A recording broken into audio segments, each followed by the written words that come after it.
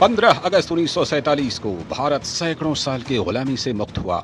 कठिन संघर्ष और बलिदान के बाद मिली ये आजादी बिना शर्त नहीं थी। देश को बंटवारे का जहर पीना पड़ा। 14 अगस्त 1947 को दुनिया के नक्शे पर एक नए देश पाकिस्तान का जन्म हुआ। विभाजन के नियम अंग्रेजों ने तय किए। अंग्रेज प्रशासित राज्य दोनों देशों के बीच मजहबी आधार पर बांटे गए। बंटवारा सिर्फ जमीन का नहीं हुआ था, आबादी भी धार्मिक आधार पर बंट रही थी।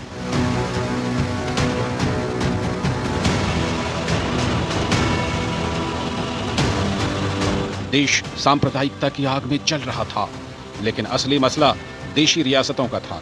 आजादी के समय देश में कुल 565 रियासतें थीं। माउंटबेटन प्लान के तहत राजा और रजवाड़ों को दोनों देशों में से किसी एक को चुनने या अलग रहने का विकल्प दिया गया। बतौर गृह मंत्री सरदार पटेल पर लोगों की सुरक्षा और देश को एक रखने की दोहरी जिम्मेदारी थी।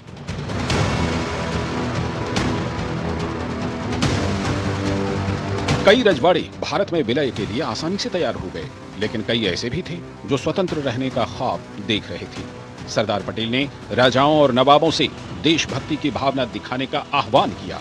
उन्होंने स्पष्ट कर दिया कि देशी राजाओं का अलग राज्य बनाने का सपना असंभव है और भारतीय गणतंत्र का हिस्सा बनने में ही उनकी भलाई है। 5 जुलाई 1947 को सरदार पटेल ने रियासतों के प्रति आजाद भारत सरकार की नीति को स्पष्ट करते हुए कहा कि रियासतों को 3 विषयों सुरक्षा, विदेश और संचार व्यवस्था के आधार पर भारतीय संघ में शामिल किया जाएगा। कई रियासतों ने भारत सरकार की बात मान ली और 15 अगस्त आने से पहले ही विलय पत्र पर दस्तखत कर दिए। कुछ राजाओं ने थोड़ी नानुकुर की, लेकिन कोई विकल्प ना होने पर विलय की बात उन्हें भी माननी पड़ी। देश जब आजाद हुआ तब धर्म के आधार पर उसका अंग्रेजों ने विभाजन कर दिया था। तब सबसे बड़ा सवाल एकता का था। रियासतों को जोड़ना वो कठिन कार्य था और आज हर हमेशा हम आभारी हैं तो देश की एकता के शिल्पी सरदार पटेल के आभारी हैं। तमाम कोशिशों के बावजूद हैदराबाद, जूनागढ़, भोपाल और कश्मीर रियासत भारत का हिस्सा बनने को तैयार नहीं थी। जूनागढ़ ने पाकिस्तान में मिलने की घोषणा की, जबकि कश्मीर के महाराजा हरि सिंह ने अलग देश बने रहने का ऐलान किया। 5 सितंबर 1947 को जूनागढ़ के नवाब मोहम्मद महाबत खान जी ने पाकिस्तान के साथ विलय पत्र पर दस्तखत कर दिए। सरदार पटेल ने नवाब से अपना फैसला बदलने को कहा, लेकिन नवाब ने नहीं माना। इस बीच जूनागढ़ के लोगों ने नवाब के खिलाफ विद्रोह कर दिया। बढ़ते विरोध के बीच नवाब को पाकिस्तान भागना पड़ा और जूनागढ़ भारत में मिला लिया गया। जूनागढ़ में रहने वाले लोग हिंदू थे, शासक मुस्लिम था, तो ये चाहते थे पाकिस्तान के साथ जाने के लिए उन्होंने सोचा था और पाकिस्तान के साथ उन्होंने जोड़ने का निर्णय भी ले लिया था। फिर वल्लभ भाई ने सोचा कि वहाँ शासन तो हम सीधा अटैक तो नहीं कर सकते, तो आरजी लड़त के नाम पर एक प्रजा की आंदोलन शुरू किया गया जूनागढ़ में और प्रजा की आंदोलन के थकी उन्होंने एक सत्ता ले ली।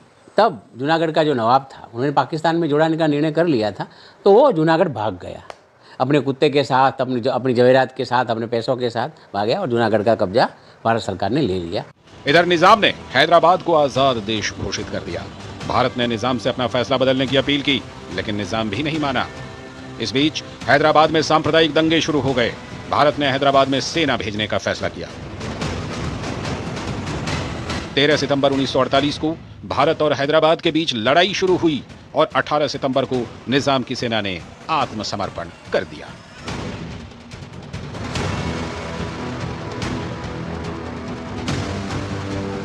इधर कश्मीर में पाकिस्तानी सेना के जवान और कबायली घुस आए।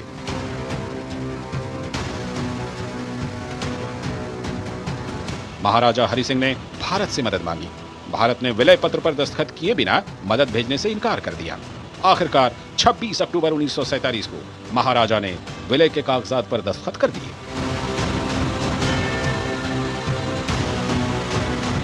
इसी तरह मार्च 1948 में नवाब हमीदुल्लाह ने भोपाल के स्वतंत्र रहने की घोषणा की और मई में एक मंत्रिमंडल घोषित कर दिया, लेकिन भोपाल की जनता ने इसका विरोध किया। 29 जनवरी 1949 को नवाब ने मंत्रिमंडल बर्खास्त कर दिया। भारत के दबाव और जनता के विरोध के बीच 30 अप्रैल 1949 को नवाब ने भी विलय पत्र पर दस्तखत कर दिए। 1 जून 1949 को भोपाल रियासत भारत का हिस्सा बन गई। इस तरह सरदार पटेल के दृढ़ता और दूरदर्शिता की वजह से तमाम देशी रियासतें भारत का हिस्सा बनती गईं। वल्लभ भाई के शरीर को मध्य भारत में खड़ा करें स्टैच्यू ऑफ यूनिटी की तरह, तो उनकी दोनों बाहुएं कोहिमा से कच्छ की है, उनका मस्तक कश्मीर है, उनके दो पैर कन्याकुमारी हैं। वल्लभ भाई का इतना बड़ा प्रदान शायद एक ऐतिहासिक घटना है।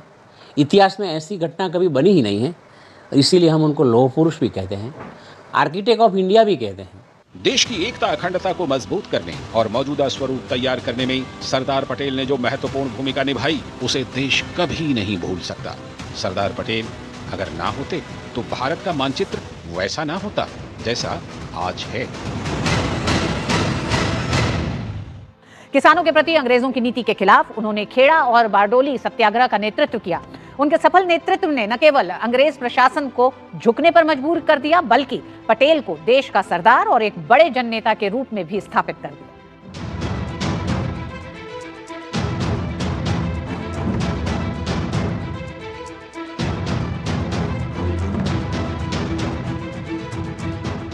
1917 का सावन गुजरात के किसानों के लिए मुसीबत बनकर आया। इस साल बहुत ज्यादा बारिश हुई।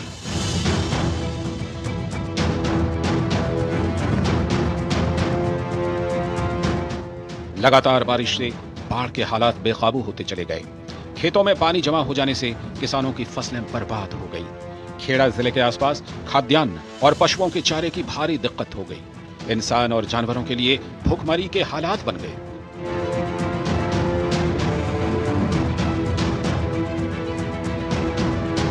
ऐसे हालात में खेड़ा के किसानों ने सरकार से अनुरोध किया कि उनसे मालगुजारी ना वसूली जाए, लेकिन अंग्रेज नौकरशाहों ने किसानों की फरियाद सुनने से इनकार कर दिया। गुजरात सभा का अध्यक्ष होने के नाते महात्मा गांधी ने संबंधित अधिकारियों को पत्र लिखकर मालगुजारी की वसूली रोकने की मांग की। जब कोई जवाब नहीं मिला तो गांधी जी ने खेड़ा जिले के किसानों को सत्याग्रह की सलाह दी और शपथ दिलाई कि कोई भी किसान बकाया मालगुजारी नहीं देगा। गांधी जी के आह्वान पर सरदार वल्लभ भाई पटेल वकालत छोड़कर आंदोलन में कूद पड़े। उनके बड़े भाई विट्ठल भाई पटेल के अलावा शंकरलाल बैंकर, अनुसुईया बहन, इंदुलाल याज्ञिक और महादेव देसाई जैसे नेता गांव-गांव जाकर किसानों को जागृत करने में लग गए। उन्होंने किसानों में सरकारी अफसरों से ना डरने का साहस जगाया। सरकार ने आंदोलन दबाने की कोशिश की, लेकिन असफल रही। आखिरकार सरकार को समझौता करना पड़ा। खेड़ा आंदोलन ने सरदार पटेल की जिंदगी बदल दी। इसके बाद वो पूरी तरह से महात्मा गांधी और स्वतंत्रता आंदोलन के प्रति समर्पित हो गए। उन्होंने विदेशी कपड़ों का त्याग कर खादी पहनना शुरू कर दिया। 1928 सरदार पटेल के जीवन का अहम पड़ाव था। इस साल गुजरात का बारडोली तालुका बाढ़ और अकाल से पीड़ित था। किसान भूखमरी के कगार पर थे। ऐसे में ब्रिटिश शासकों ने सालाना लगान 30% तक बढ़ाने का फरमान सुना दिया। इससे किसानों में गुस्से की लहर दौड़ गई। बढ़ा हुआ लगान 30 जून 1927 से लागू होना था। तत्कालीन मुंबई विधानसभा ने इस लगान वृद्धि का विरोध किया। किसानों का एक मंडल उच्च अधिकारियों से मिला, लेकिन उसका कोई असर नहीं हुआ। जब सरकार टस से मस न हुई तो इसके विरोध में सत्याग्रह आंदोलन करने का फैसला लिया गया। किसानों ने सर्वसम्मति से फैसला लिया कि बढ़ा हुआ लगान किसी भी कीमत पर अदा नहीं किया जाएगा। महात्मा गांधी की सलाह पर आंदोलन की कमान सरदार वल्लभ भाई पटेल को सौंपी गई, जिसे उन्होंने सहर्ष स्वीकार कर लिया। सरकार ने लगान न देने पर किसानों के पशुधन और घरों की कुर्की करानी शुरू कर दी। इस बीच गांधी जी की अपील पर 12 जून को पूरे देश में बारडोली दिवस मनाया गया। इसके बाद आंदोलन चारों तरफ फैल गया। सरकार को एक बार फिर झुकना पड़ा। वायसराय की सलाह पर मुंबई सरकार ने लगान के आदेश को रद्द कर दिया। आंदोलन की सफलता पर एक विशाल सभा का आयोजन किया गया। इस सभा में महात्मा गांधी ने वल्लभ भाई पटेल को सरदार का खिताब दिया। इसके बाद वल्लभ भाई पटेल सरदार पटेल बन गए। बारडोली सत्याग्रह के अंदर आप देखेंगे तो उन्होंने किसानों को जिस तरह से संगठित किया था, सरदार की एक ही आवाज के ऊपर लोग बैठ जाते थे, फना होने के लिए तैयार हो जाते थे। मगर बारडोली का जो एजिटेशन था उसके बारे में मैं एक बात खास कहना चाहूंगा। एक लोकल पुलिस ऑफिसर ने कहा कि हम वल्लभ भाई को अरेस्ट कर देंगे तो एजिटेशन टूट जाएगा, मगर उसने आगे परमिशन मांगा और गवर्नर तक का वो बात गया तो गवर्नर ने अपनी काउंसिल की मीटिंग की और काउंसिल ने तय किया अगर सरदार पटेल को तुम अरेस्ट करोगे तो ये लोकल लेवल का एजिटेशन पूरे देश में फैल जाएगा। देश का हर गांव वो बारडोली बन जाएगा। सहकारिता के क्षेत्र में भी सरदार पटेल का योगदान अमूल्य है। देश में सहकारिता आंदोलन को जमीन पर उतारने का काम भी सरदार पटेल ने ही किया था। सरदार पटेल ने ही अमूल का बीज बोया और त्रिभुवन दास पटेल जी ने सरदार साहब के विचार, मार्गदर्शन और प्रेरणा से ही 1946 में अमूल की स्थापना की थी। एक किसान परिवार से ताल्लुक रखने वाले पटेल ने अपनी मेहनत और काबिलियत के दम पर न केवल स्वतंत्रता संग्राम में बल्कि आजाद भारत में भी सबसे खास बन गए।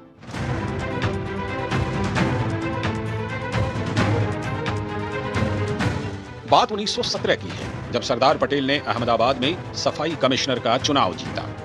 इसके बाद स्थानीय निकाय के मुद्दे पर अंग्रेजों से उनकी लगातार बहस होती रहती थी। हालांकि तब तक उन्होंने सक्रिय राजनीति या फिर आजादी की लड़ाई में बहुत ज्यादा रुचि नहीं दिखाई थी। लेकिन अक्टूबर 1917 में उनकी मुलाकात महात्मा गांधी से हुई और इसके बाद पटेल हमेशा के लिए बदल गए। वो आजादी की लड़ाई में कूद पड़े। भारतीय राष्ट्रीय कांग्रेस की गुजरात इकाई में उन्हें सचिव चुना गया। वो महात्मा गांधी के स्वराज के प्रचार में जुट गए। बैरिस्टर बनने के बाद अहमदाबाद में जब वे लौटे तब जबरदस्त क्रिमिनल साइड लॉयर के तौर पे उनकी प्रैक्टिस थी। मगर बापू ने कहा कि हमको अंग्रेजी अदालत छोड़ देनी है, हमको अपने मान शान सब छोड़ देना है। एक ही क्षण में उन्होंने छोड़ दिया, तय कर दिया कि अब मैं वकालत नहीं करूंगा। सरदार ने कभी वकालत उसके बाद नहीं की। इसी दौरान महात्मा गांधी ने असहयोग आंदोलन की शुरुआत की तो सरदार वल्लभ भाई पटेल जी जान से इसे सफल बनाने में जुट गए। उन्होंने पश्चिमी पोशाक को उतार फेंका और हमेशा के लिए खादी को अपना लिया। चौरी चौरा कांड के बाद जब गांधी जी ने असहयोग आंदोलन वापस लेने का फैसला किया तो कांग्रेस के भीतर भी कई नेताओं ने गांधी जी की आलोचना की, लेकिन पटेल गांधी जी के फैसले के पक्ष में चट्टान की तरह खड़े रहे। 1920 में उन्हें गुजरात प्रदेश कांग्रेस समिति का अध्यक्ष चुना गया। 1923 में जब महात्मा गांधी जेल में थे तो कांग्रेस ने उन्हें नागपुर आंदोलन की अगुवाई करने की जिम्मेदारी सौंपी। पटेल ने देश भर से हजारों लोगों को जमा कर नागपुर में राष्ट्रीय झंडा फहराया। 1930 में नमक सत्याग्रह के लिए दांडी मार्च के दौरान जिन लोगों को गिरफ्तार किया गया, पटेल भी उनमें एक थे। नमक सत्याग्रह के दौरान उनके ओजस्वी भाषण के चलते हजारों लोग स्वतंत्रता संग्राम में कूद पड़े।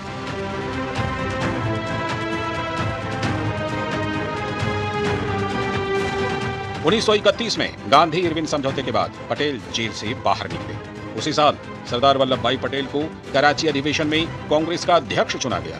यह अधिवेशन कई मायनों में महत्वपूर्ण साबित हुआ। पटेल की अध्यक्षता में इसी अधिवेशन में धर्मनिरपेक्ष भारत का ख्वाब देखा गया। इसके बाद अंग्रेजों के खिलाफ उनकी लड़ाई और तेज हो गई। पटेल को भरोसा था कि जल्द ही देश को अंग्रेजों से मुक्ति मिलेगी और देश पर आवाम का शासन होगा। ऐसा कोई भी आंदोलन स्वतंत्रता का नहीं था कि जिसमें वल्लभ भाई की कोई भूमिका ना हो। हम खेड़ा से शुरू करें, खेड़ा में हुआ, बोरसद में हुआ, बारडोली में हुआ, बाद में नागपुर झंडा सत्याग्रह हुआ और क्विट इंडिया भारत छोड़ो चलो। क्योंकि महात्मा गांधी समझते थे कि किसी सत्याग्रह का आंदोलन को सफलतापूर्वक अगर चलाना है तो वल्लभ भाई की भूमिका ही एक सही भूमिका है। 1942 में भारत छोड़ो आंदोलन के दौरान पटेल की सक्रियता और बढ़ गई। देश में घूम घूम कर वो लोगों को इस आंदोलन से जुड़ने की अपील करने लगे। अंग्रेजों की नजर में एक बार फिर वो चुभने लगे। कुछ ही दिनों बाद उन्हें गिरफ्तार कर लिया गया। अहमदनगर के किले में उन्हें बंदी बनाकर रखा गया। 3 साल बाद 1945 में कई कांग्रेस नेताओं के साथ उन्हें भी रिहा किया गया। लेकिन तब तक अंग्रेजों की नींद हिल गई थी। दूसरा विश्व युद्ध खत्म हो चुका था और अंग्रेज पस्त थे। ऊपर से देश में महात्मा गांधी, जवाहरलाल नेहरू और सरदार वल्लभ भाई पटेल जैसे तेज तर्रार नेताओं ने अंग्रेजों की नींदें उड़ा दी थी। देश जाग चुका था। लोग लड़ने को तैयार थे और अंग्रेज को यह समझ में आ गया था। 2 साल बाद 1947 में अंग्रेजों ने भारत की आजादी को स्वीकार किया और मुल्क छोड़कर चले गए। देश को आजाद कराने की मुहिम में वे कई बार जेल गए, लेकिन बुलंद हौसलों के साथ उन्होंने हमेशा भारत की आजादी, अखंड भारत के निर्माण और नए भारत की नींव डालने के लिए काम किया।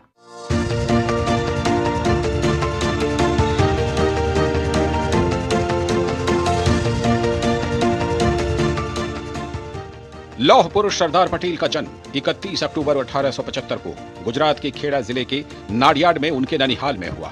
पिता झावेर भाई पटेल पेशे से किसान थे। प्राथमिक शिक्षा अपने गांव करमसद से पूरी करने के बाद वे आगे की पढ़ाई के लिए पेटलाद की स्कूल में भर्ती हो गए। 1897 में 22 साल की उम्र में उन्होंने मैट्रिक की परीक्षा नाडियाड के माध्यमिक स्कूल से पास की।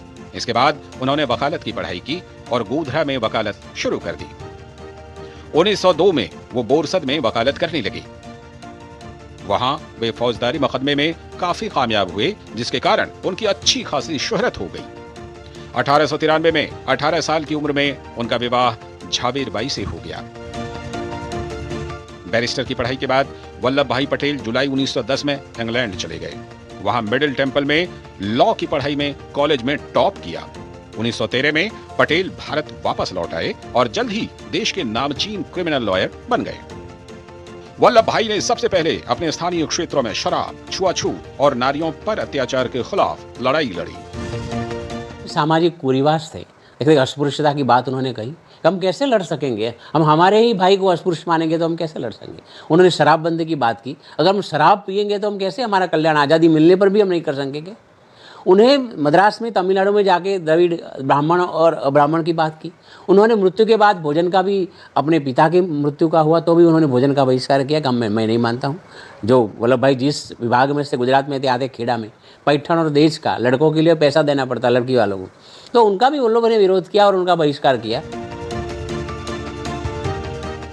स्वतंत्रता आंदोलन में वल्लभ भाई पटेल का सबसे पहला और बड़ा योगदान खेड़ा आंदोलन में हुआ।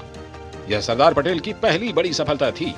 1922 में बोरसद में हुए सत्याग्रह में उन्होंने हदिया कर को खत्म कराया। 1928 में बरदोली सत्याग्रह हुआ और इसके बाद पटेल का नाम पूरे देश में फैल गया। महात्मा गांधी की अहिंसा की नीति से ताउम्र प्रभावित रहे सरदार पटेल को गांधी जी की मृत्यु से गहरा आघात पहुंचा और 2 वर्ष बाद ही उन्हें हार्ट अटैक हुआ, जिससे वे उबर नहीं पाए और 15 दिसंबर 1950 को इस दुनिया से चले गए।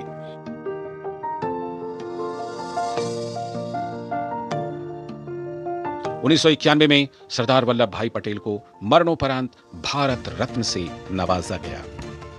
सरदार पटेल के सम्मान में गुजरात में उनकी विश्व की सबसे ऊंची प्रतिमा स्टैच्यू ऑफ यूनिटी बनाई गई है, जो न केवल भारत में बल्कि पूरी दुनिया के लोगों के लिए आकर्षण का केंद्र है। इस प्रतिमा का उद्घाटन 31 अक्टूबर 2018 को सरदार पटेल की 143वीं जयंती पर प्रधानमंत्री नरेंद्र मोदी ने किया था।